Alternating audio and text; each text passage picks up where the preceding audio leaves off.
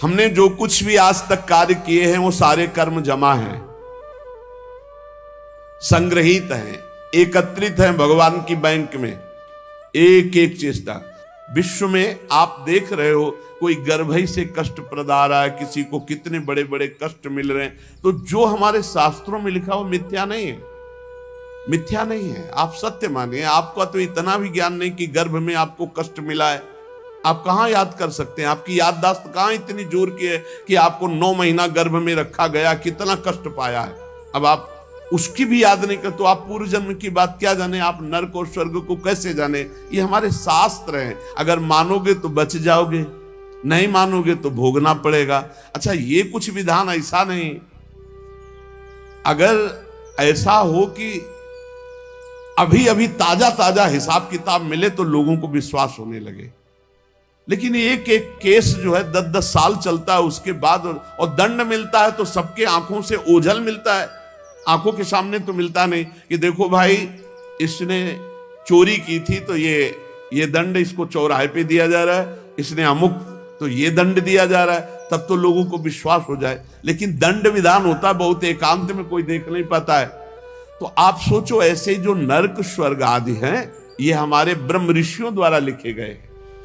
जो भी तुम कार्य कर रहे हो वो एक भगवान के पास बैंक है, सबके वहां जमा हो रहे हैं। 2 प्रकार के कर्म होते हैं, पाप कर्म अशुभ, पुण्य कर्म शुभ। ये जितने जमा हुए हैं अनंत जन्मों से अभी तक, वो आपके नाम में जमा है, उनको कहते हैं संचित कर्म। और जो ये नए कर्म कर रहे हो इनका नाम है क्रियमाण। और जो उस संचित कर्म से इस मानव देह में तुम्हें भोगने के लिए मिला है उसे कहते हैं प्रारब्ध। शास्त्रीय परिभाषा संचित, प्रारब्ध, क्रियमाण, 3 प्रकार के कर्म हैं। और ये सबको भोगने ही पड़ते, पक्का भोगना पड़ता है। कब तक? जब तक अहंकार का नाश नहीं हो जाता। आवागमन का मूल हेतु अहंकार है, मैं करता हूं, ये भाव संत की कृपा से नष्ट। अहंकार का नाश सिर्फ संत की कृपा से होता है। तिनकी संगति रहते जाति कुल मद सब नंसई। संत संग कैसा करता है? जैसे चने को भून दे, फिर उसमें अंकुरण नहीं हो सकता, ऐसे इतना भुन जाता है सत्संगी कि उसमें अहम रह नहीं जाता। जैसे भुना हुआ बीज कभी अंकुरित नहीं होता, ऐसे ही संत संग से जो आपके नए कर्म हैं ये सब भुन गए, अब ये तुम्हें अगला जन्म नहीं देंगे। देखो, और जो पूर्व संचित गोदाम है, ज्ञानाग्निना सर्व कर्माणि भस्मसात कुरुते, तथा उनके द्वारा प्रदत्त ज्ञान को अपने अंदर जागृत करो, ज्ञानाग्नि जलाओ, ये ज्ञान अग्नि ही वहां पहुंचेगी और तुम्हारे सारे कर्मों को भस्म कर देगी। या समर्पण वृत्ति करो तो भगवान आग लगा देंगे। 2 ही है, ज्ञानाग्नि सर्व कर्माणि भस्मसात कुरुते, तथा अगर उसको संचित को कोई भस्म कर सकता है तो दिव्य ज्ञान और या भगवान। ज्ञान गुरु से प्राप्त होता है और समर्पण आश्रय भी गुरुदेव से प्राप्त होता है, दोनों संतों से प्राप्त होते हैं। 2 प्रकार से भस्म हो सकता है संचित कर्म, या तो भगवान भस्म कर दे, अहम त्वाम सर्व पापेभ्यो मोक्षयिष्यामि मा शुचा, तेषाम् अहम समुद्धरता मृत्यु संसार सागरात, और या फिर गुरु से इतना ज्ञान प्रकट हो जाए, ज्ञानाग्नि सर्व कर्माणि भस्मसात कुरुते, तथा वो ज्ञानाग्नि के द्वारा संचित कर्म। ऐसा ज्ञान बहुत दुर्लभ है। यहां देखो, जितनी जानकारी है उतना तो जीवन में उतार नहीं पा रहे आप लोग। कितनी जानकारी है आपको? बहुत जानकारी है, और जब गलत आचरण करने का संयोग बनता है तब तुम्हारी जानकारी सब खो जाती है। इसे ज्ञान नहीं कहते। ज्ञान तो उसी समय के लिए है जब असद आचरणों में मन जा रहा हो, उस समय आप बचा लो अपने आप को। उपाय है सबसे बढ़िया, भगवान के प्रति समर्पित हो जाना। मत चित्ता सर्व दुर्गाणि मत प्रसादात तरिष्यति। जिसने मेरे में चित्त लगा दिया सब दुर्गुण नष्ट हो जाते हैं और मैं उनके संचित कर्मों को भस्म कर देता हूं। हम त्वाम स्वरूपापेभ्यो मोक्षयिष्यामि मा शुचा। और प्रारब्ध बड़े बड़े ऋषियों को भोगना पड़ता है। सावधान, प्रारब्ध भोगने के लिए तैयार रहो, इसमें भक्ति को दोष मत देना है। जो संचित से शरीर रच गया उसको भोगना पड़ेगा, कमर कस लो। प्रारब्ध भोगना, रामकृष्ण परमहंस जी के गले में कैंसर था जो पूरे विश्व के कैंसर को मिटाने की सामर्थ्य रखते थे। भीष्म पितामह जी को पूर्व प्रारब्ध सांप को एक बमूल के पेड़ में फेंक दिया था तो कई दिनों में तड़प तड़प के मरा था। उसका प्रारब्ध बना था करके 6 महीना बाणों की सैया पे। अखंड बाल ब्रह्मचारी, महाभागवतों में गणना है, 12 महाभागवतों में महावीर, संकल्प सिद्ध महापुरुष, 6 महीना बाणों की सैया पे। या तो बहुत विचित्र विचित्र, मत फंसो, बात सत्संग की सुनो। अवश्य प्रारब्ध भोगना पड़ता है। भागो मत किसी के पास कि हमें कोई जंतुर बना देगा, कोई आशीर्वाद दे देगा, किसी भी तरह से इस तरह से हम ठीक हो जाएंगे। ऐसा भाई नहीं है। अगर ऐसा होता तो बड़े बड़े सिद्धों को प्रारब्ध भोगना ना पड़ता। आप विश्वास कीजिए, बहुत बड़े बड़े महापुरुषों को कष्ट शारीरिक भोगने पड़े हैं। चाहे कोई भी हो, आप जिन जिन महापुरुषों के सानिध्य में देखा, अरे भाई इतना कठोर तप और भजन और शरीर का प्रारब्ध आया तो पैर में कीड़े पड़ गए। आप नहीं समझते, प्रारब्ध बहुत बलवान होता है। ये सब भगवान की माया का खेल है। प्रारब्ध शरीर का बड़े बड़ों को भोगना पड़ता है, उसको मिटाने की चेष्टा न करके भजन करके सहते हुए भगवत प्राप्ति की तरफ चलो। इसीलिए आज तक बड़े बड़े महापुरुष, भाई जी सर्वज्ञ महापुरुष हो गए थे। सर्वज्ञ, एक परिवार बहुत त्रसित था, अर्थ का व्यापार कर करके हार गया था, कर्जा हो गया था, अर्थ नहीं था, खाने को नहीं था, बेटियां ब्याह के लिए थी, परिवार बड़ा था। उसने विचार किया आज रात के 12 बजे अपने शरीर को छोड़ देंगे। शाम टाइम गाड़ी दरवाजे पे लगी और उस गरीब आदमी के दरवाजे गाड़ी, वो घबरा गया कि क्या हो गया, हमारे पास कौन है, कोई रिश्तेदार नहीं, कोई मित्र नहीं, कोई हम पर। गाड़ी से भाई जी उतरे। भाई जी को कभी देखा नहीं, अपने आप अपने घर जैसा भाई जी अंदर जा रहे। अवस्था ज्येष्ठ श्रेष्ठ, इसलिए कहा बाबूजी कैसे आप, कहा आपसे ही बात करनी, थोड़ा एकांत में चलिए आप। तो बड़ा आनंद मिल रहा था, कोई संशय नहीं हो रहा था, क्योंकि भगवत प्राप्त महापुरुष वो बावरा हुआ जा रहा था कि मानो हमारे घर भगवान ही आए हैं। कमरे में ले गया, बोले दरवाजा बंद कर लो। बंद किया। बोले भाई आज तुम रात्रि के जो करना चाहते हो, इससे जीव की बहुत दुर्गति होती है। ये बात उसने किसी से कही नहीं थी और भगवान तुम पर बहुत प्रसन्न है। एक थैले से मोटी गड्डी निकाली रुपए की और कहा ये लो, इससे जो तुम्हें लगे उचित व्यापार करना। अगर व्यापार में हानि होती तो भी चिंता मत करना, ये ना पैसे वापस करने, ये आपके हैं। और कुछ दिन लगातार ऐसे ही आपके पास पैसे आते रहेंगे, जिनसे आपका बेटी का भी ब्याह हो जाएगा। बड़े बड़े धनी मानी भाई जी के चरणों से जुड़े थे, तो धन का प्रथम सदुपयोग यही है, इसलिए भाई जी प्रेरित कर देते थे। अब वो रो के चरणों में गिर गया, मेरे भगवान आपके।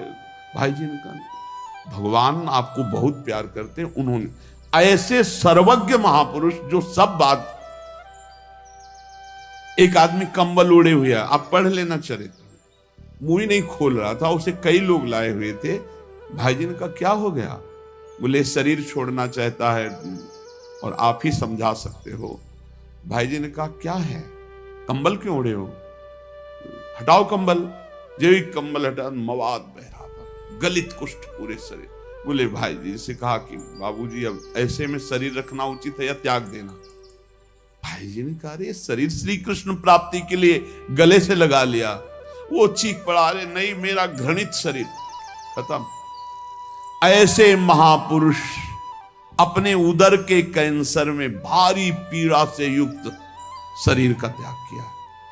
आप सोचो, जो चुटकी बजाते भजन बल से प्रारब्ध नष्ट कर सकते हैं, अपने ऊपर लेकर के प्रारब्ध बड़े बड़ों को भोगना पड़ता है।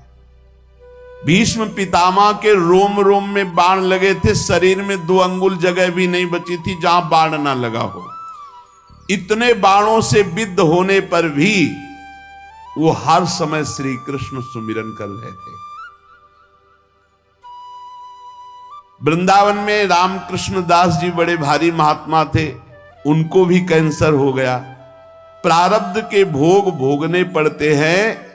प्रारब्ध के भोग में यदि दृष्टि बदल सकती है तो कोई संत महात्मा पहुंचा हुआ उसे मिटा सकता है। वो भी मिटाते क्या है, सब समेट के अपने ऊपर ले लेते हैं। आप सच्ची मानिए, संतों की कृपा हम कैसे। आपने कई बार सत्संग में सुना होगा, अपने ऊपर प्रारब्ध लेकर अपने पैर को कटवा दिया, लेकिन एक गरीब आदमी के कैंसर को अपने ऊपर लेकर मिटा दिया। ऐसे तो बहुत से संतों के चरित्र देखे गए। हम लोगों को चाहिए कि प्रारब्ध मिटाने की कोशिश न करके भजन करके भगवत प्राप्ति की चाह करें। भगवान सबके मन में ही बैठे हुए देख रहे हैं। मन से ही दुख सुख होता है। जब आप भजन करेंगे तो प्रारब्ध का आपको दुख नहीं होगा, भोगने में बड़ा आनंद आएगा। भला दुख भोगने में आनंद आता है, लेकिन आनंद आता है कब? जब मन भगवान से जुड़ा होता है। आप ये समझ लीजिए, दुख भोगने में बड़ा आनंद आता है जब मन भगवान से जुड़ा होता है। मन में भगवान बैठ जाते, आनंद ही आनंद। प्रारब्ध का भोग 3 प्रकार से होता है, एक स्वेच्छा से, एक अनिच्छा से और एक परेच्छा से। हमारे मन में हमारा प्रारब्ध भोग प्रेरणा करता है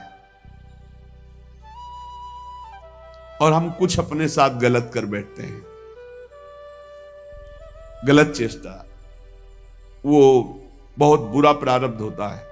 जैसे जल में छलांग लगा दी, पेड़ में लटक गए, आग में कूद गए, जहर खा लिया या कुछ ऐसा, ये बहुत बुरा प्रारब्ध होता है।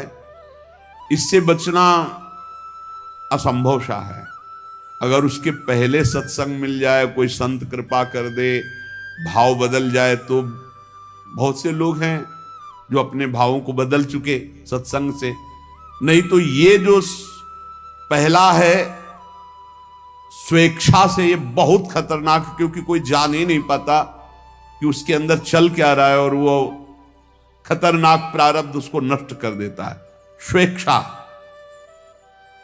जानबूझ करके अपने शरीर को नष्ट करना, बहुत बुरा प्रारब्ध होता है, बहुत बुरा प्रारब्ध होता है।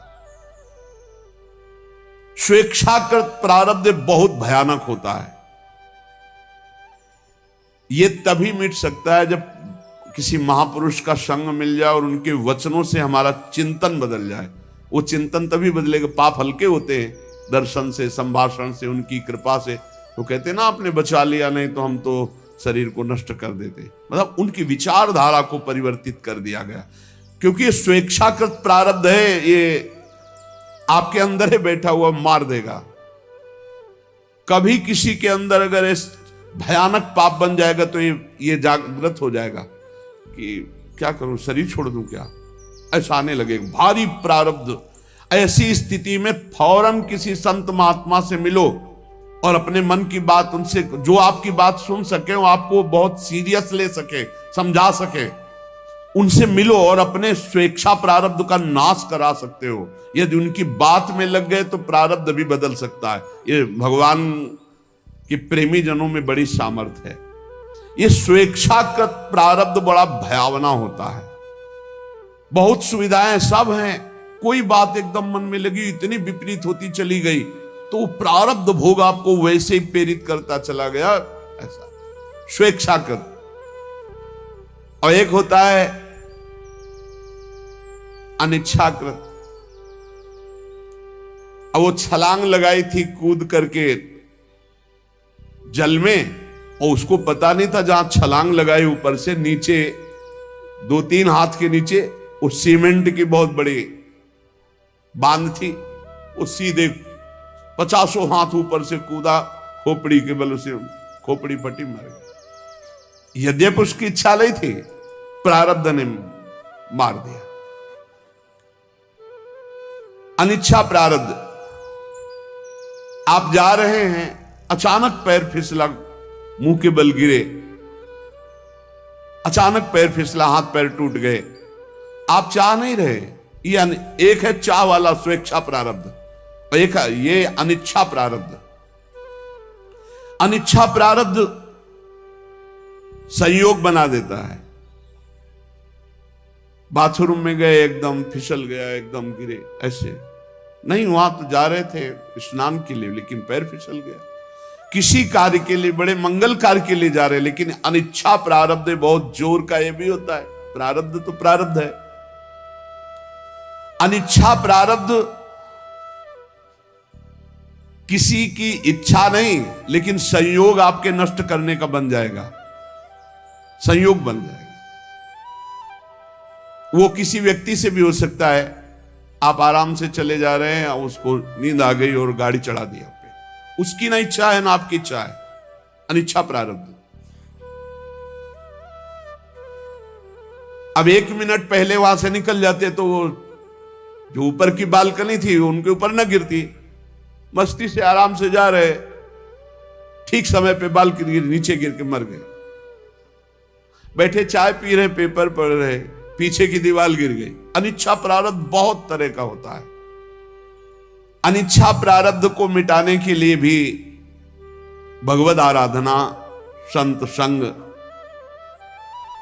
कई बार आपसे प्रार्थना की है, अगर आप याद किए हो सत्संग में, कि आप जब अपने घर से निकले तो 5 महाभागवतों का नाम जरूर ले लें।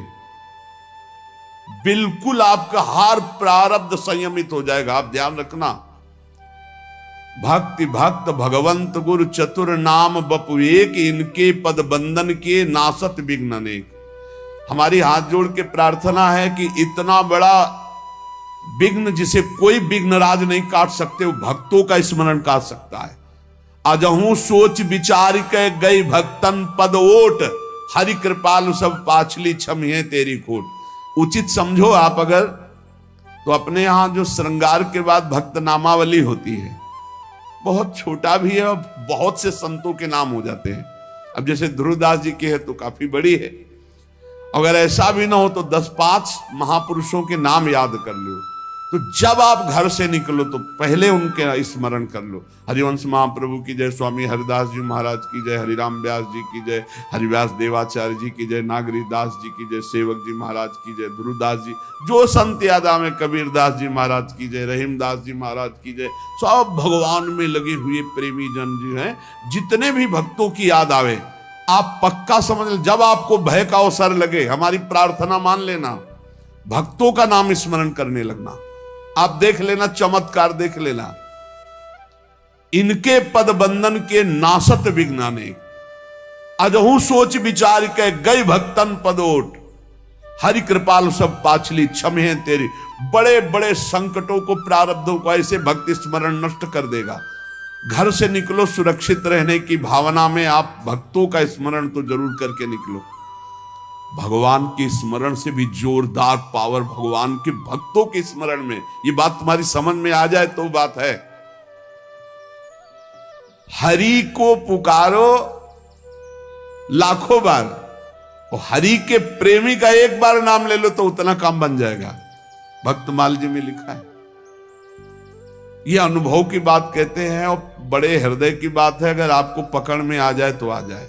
अनिच्छा प्रारब्ध बहुत भयानक होता है। स्वेच्छा प्रारब्ध तो कुसंग से होता है।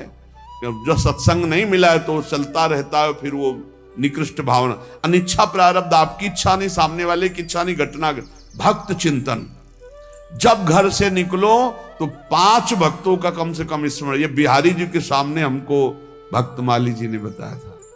ऐसे बिहारी जी तो हमने उस दिन यही समझा कि बांके बिहारी जी हमें उपदेश कर रहे हैं। दर्शन हो रहे थे, पास में आके खड़े हुए बोले बाबा दंडोत। बाबा अगर 5 भक्तों का रोज स्मरण कर ले तो 24 घंटा सुरक्षित रहेगा, उसमें कोई विघ्न नहीं आएगा।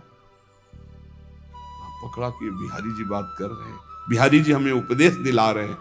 देखो आंख खुलते ही गुरुदेव भगवान, आंख खुलते सबसे पहले गुरुदेव भगवान को नमन, फिर जो स्वाभाविक चिंतन चलता है, और फिर जे भी टहलने के लिए बस शुरू।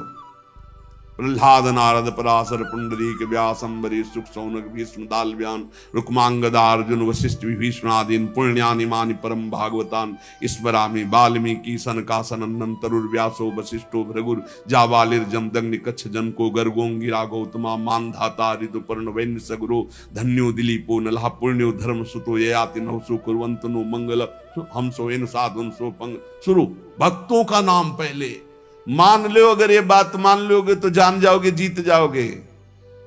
जिसने भक्तों की ओट ले ली भगवान सर्व मंगल कर देते। हमारी प्रार्थना मान लेना। अरे कुछ नहीं याद है तो ऐसे तो बोल सकते हो, प्रहलाद जी की जय हो, नारद जी की जय हो, ध्रुव जी की जय हो, ऐसे तो बोल सकते हो। ज्यादा नहीं याद है तो अभी वर्तमान के संतों को, संतों में कोई छोटा बड़ा नहीं होता। शालिग्राम की बटिया सब बराबर होती, तुलसी जी का पौधा सब बराबर होता है, चाहे छोटा हो चाहे बड़ा हो। ऐसे भगवान के सब भक्त समान होते हैं। ये जो परेच्छा का प्रारब्ध है, ये आता है कि जैसे हमने पूर्व जन्म में किसी को अपमानित किया, गाली दी है, दुख दिया है, पाप कर्म, वो हमको आके बिना हमारे किसी उपद्रव के वो आके गाली देगा, वो हमारी निंदा करेगा, वो बेमतलब, हमारा उससे कोई मतलब नहीं, पर वो परीक्षा का प्रारब्ध है। इसे भोगना सीखे, इसे मिटाना ना चाहे। परीक्षा का प्रारब्ध, बेमतलब वो बैर कर लेगा, बेमतलब आपकी निंदा करेगा, बेमतलब अपराध, तो शांत भाव से सह जाओ, इसे सहना सीखो। दूसरे के द्वारा दिया हुआ जो हमको दंड है वो हमारा ही कर्म है, परीक्षा प्रारब्ध, वो पूर्व का कर्जा चुक रहा है। कभी किसी को कटु शब्द नहीं बोलना, कभी किसी से कोई मतलब नहीं है, लेकिन परीक्षा प्रारब्ध जब होगा तो निंदा होने लगेगी, वो मारने पर तुल जाएगा, वो आपको चोट पहुंचा सकता है और आपसे कोई मतलब नहीं उससे, पर वो परीक्षा प्रारब्ध, इसे भोग लेना चाहिए। स्वेच्छा प्रारब्ध मिटाओ सत्संग के द्वारा, संत कृपा के द्वारा। अनिच्छा प्रारब्ध मिटाओ खूब भजन साधन अनुष्ठान करके, और परीक्षा प्रारब्ध को भोग लो, जो शरीर पे जैसे भी विधान आवे, और इसी जन्म में भगवत प्राप्ति कर। और हमें तो लगता है कि ना स्वेच्छा, ना अनेक्षा, ना परीक्षा, भगवत इच्छा में स्थित हो जाए, जोई जोई प्यारो करे सोई मोई भावे, तो सब खत्म हो गया। सच्ची मानिए, फिर ये दिमाग में नहीं आएगा कि हम इसका मंगल करें, क्योंकि ये तो प्रभु को समर्पित हो गया है। अब क्या मंगल करना? अब कोई इसका मंगल कर रहा है तो प्रभु का विधान है, हम राजी हैं उसी में जिसमें प्रभु हमारे राजी हैं। एक सज्जन इन प्रारब्ध की बातों को सुन करके कहा कि दुख आवे तो आशीर्वाद माने, भगवान का मंगल विधान माने, स्वरूप माने। ये तो हमारी बात समझ में नहीं आई। दुख आवे तो भगवान का मंगल, अरे भगवान इतने आनंद स्वरूप है, दुख काहे को देंगे? हम मंगल विधान भगवान का ही माने। तो ये ध्यान में रखने लायक बात है कि भगवान कृपा करके बहुत बड़े पाप को छोटे से मिटाने में, अपने जब हम भक्ति में लगते हैं ना, बहुत बड़े पाप को छोटी घटना में मिटाते हैं, तो हम पर कृपा हुई ना। भगवान का मंगल विधान पर हम जानते नहीं हैं। दो मित्र थे, आगे चलकर एक शराब पीने लगा, वैश्यागमन करने लगा, और धनी मानी घर का था, और एक गरीब घर का था। वो गंगा स्नान करना, नाम जप करना, धर्म पूर्वक चलना, ऐसा। बहुत वर्षों के बाद दोनों की मिलान हो रही थी। देखा कि वो दोस्त तो जब ऐसे देखा तो जो गंगा नहा के आ रहा था उसका पैर पड़ा खजूर के कांटे में, पूरा खजूर का कांटा, और वो राम राम कह के बैठ गया। वो नजदीक आया तो उसकी ठोकर लगी तो देखा मिट्टी हटी तो एक थैली मिली, उसमें देखा रत्न। तो देखा देख रे खूब गंगा नहाता है, सब करता है, देख खजूर का कांटा लगा, देख मौज मस्ती से रहता हूं, ये रत्नों की थैली मिली। चला गया वो। अब उसके मन में अविश्वास हो गया, देखो तो हम इतना जीवन में करते रहे, मेरे खजूर का कांटा लगा, मैं जानता हूं ये अपने दोस्त को, ये बेविचार करता है, गंदे आचरण करता है, इसको रत्नों की थैली मिली, यहाँ खाने की भी व्यवस्था नहीं, कराने लगा बड़ा खजूर का कांटा। जब किसी को जरा सा धर्मात्मा पुरुष को संशय, तो फिर भगवान स्वयं उसका निवारण करते हैं। तो भगवान एक संत के रूप में आए और कहा, अरे बेटा तुम्हारे कांटा लग गया क्या? तुम्हारे ऊपर तो भगवान की बड़ी कृपा है, हम देख रहे हैं। बोले बातें मत बनाओ, हमने देख लिया, हमारा दोस्त जीवन हो गया शराब पीते, बेविचार करते, गंदे आचरण करते, उसको ठोकर लगी तो रत्नों की थैली मिली, और जब मैं उसको देख रहा था उस समय मुझे खजूर का कांटा लगा, और आप कह रहे हो भगवान की बड़ी ये कृपा है। तो उनका बेटा देखो, अब वो तो भगवान ही थे, अब दिखाया कि पूर्व जन्म में इसके इतने पुण्य थे कि इस समय राजा होता, लेकिन इसने पापाचरण करके सारे पुण्य छिन्न कर दिए। अब ये जो आखिरी पुण्य इसकी थैली है, ये जब रत्नों का भोग कर लेगा, बेच करके इनको खर्चा कर लेगा, तो सारे पुण्य इसके नष्ट हो जाएंगे। तो अब इस जन्म का पाप और पूर्व जन्म का पाप भारी दुर्गति को प्राप्त होगा। और बोले पीछे तुम्हारे ऐसे पाप थे कि इस जन्म में तुम्हें सूली की सजा मिलती, तो गंगा स्नान और नाम जप से सूली की सजा कांटे के उसमें निकल गई, खजूर के कांटे में। अब तुम्हारा पाप ये नष्ट हो चुका है, अब तुम्हारे सुकृत इस जन्म के और पूर्व के जुड़ेंगे, तुम आनंद। तब उसको विश्वास हुआ। तो जो हमारे भगवत मार्ग में चलने पर अचानक दुख मिलते हैं, तो वो हमारे कर्मों का फल होते, पर बहुत कम करके भगवान देते हैं, हम जानते नहीं। सही मार्ग में चलने पर जो आपको ठोकर लगी, जो आपको कष्ट मिला, वो कोई बहुत बड़ा बुरा प्रारब्ध छोटे में निकल गया। तो उपासक को इस बात का ध्यान रखना चाहिए कि प्रारब्धों के आने पर भगवान की भक्ति में कमी नहीं कर देना चाहिए। स्वेच्छा प्रारब्ध, अनेक्षा प्रारब्ध और परेक्षा प्रारब्ध। अच्छे कर्म का फल अच्छा ही होता है और बुरे कर्म का फल बुरा ही होता है, लेकिन बुरे से बुरा कर्म करने वाला भी यदि भगवान की शरण में आ जाए तो अच्छा ही अच्छा शुरू हो जाएगा। थोड़ा थोड़ा भगवान भुगता देंगे, उस पे फिर नाराज मत होना कि हम भक्ति कर रहे हैं हमें बड़ी समस्या मिल रही। थोड़ा थोड़ा भुगता कर अनंत जन्मों का निर्मल करके इसी जन्म में भगवत प्राप्ति करा देते हैं। हमको कोई दुख नहीं दे सकता, दिमाग में बैठा लो। हमारा कर्म ही प्रारब्ध बन करके हमें कोई न कोई दुख दिलाएगा, और वो बड़ा दुख हमारे पास छोटा होकर आएगा, क्योंकि हम भगवान की शरण में आएगा। तो देखो ऐसे भगवान दुख देते हैं। जैसे किसी के लड़के ने कोई अपराध कर दिया, अब पड़ोसी मारने के लिए उसे दौड़े, मां ने देखा, बड़ी चतुरता पूर्वक गई और हाथ पकड़ा और कहा, अरे दुष्ट, तुम्हें इतनी बार समझाओ, पूरा लंबा हाथ करके, और जब लगेगा पीठ में जाके आवाज भी होगी, लेकिन वो बहुत धीमे से होगा, हाथ लंबा होगा और गुस्सा बड़ी होगी। तो पड़ोसी कहने, अरे रहने दो बहन जी, रहने दो, आखिरकार बच्चा ही है। नहीं बच्चा क्या है, फिर ऐसे वो ऐसा भगवान पिटाई करते हैं। इसीलिए कह रहे कि हमको कोई दुख नहीं दे सकता, हमारा प्रारब्ध आएगा, पर प्रारब्ध बहुत बड़ा रूप लेके आएगा और भोगना बहुत कम पड़ेगा। ये भगवान की शरणागति से बहुत कम भोगना पड़ रहा है, बहुत कम। कैसे तुम्हें बताएं? हम यदि किसी की बुराई करेंगे, किसी को नीचा दिखाने की कोशिश करेंगे, वो हम अपने लिए कुआं खोद रहे हैं। और अगर हम सही मार्ग में चल रहे हैं फिर हमें कष्ट मिल रहा है, तो हमारा पूर्व का प्रारब्ध है, हमें चुपचाप सह लेना चाहिए। हम किसी को दुख नहीं पहुंचा सकते, ये हम नियम लें, और फिर किसी को दुख पहुंच जाता है तो उसका प्रारब्ध है। ध्यान दीजिए अपने जीवन में, हम किसी को दुख नहीं पहुंचाना चाहते, अब अचानक किसी को दुख पहुंच जाता है हमारी चेष्टा से, हमारे उससे, हम नहीं पहुंचाना चाहते, ये उसका प्रारब्ध है। दुख पहुंचाने की हमारे अंदर ना इच्छा है, ना संकल्प है, ना चेष्टा है, और किसी को दुख पहुंच जाता है। कई ऐसी बातें होती जो हम नहीं चाहते पर दूसरे को कष्ट हो जाता है। अतएव जब हमको कोई दुख पहुंचावे तो हमको भी रोष नहीं करना, हमें मानना है कि इसका जो चेष्टा हुई वो मेरा प्रारब्ध ने करवाई चेष्टा। जब कोई दूसरे के द्वारा किए हुए प्रतिकूल व्यवहार से प्रतिकूल व्यवहार करता है तो नया कर्म बन करके वो भोगने के लिए तैयार हो जाता है। इसलिए उपासक नया कर्म तो बुरा करे ना, और जो हमारे साथ बुरा करे उसे निपटा लो, सह लो चुपचाप, और भगवान की शरण में हो। प्रारब्ध अवश्य भोगना पड़ता है, बहुत कम करके भोगना होगा। तो ये प्रश्न बंद कर दो करना कि भगवान की भक्ति में हमको दुख क्यों मिल रहा है। तुम्हारे ही कर्मों को बहुत कम करके भगवान भुगता रहे। निरंतर नाम जप करो, भगवान से पुकार करो।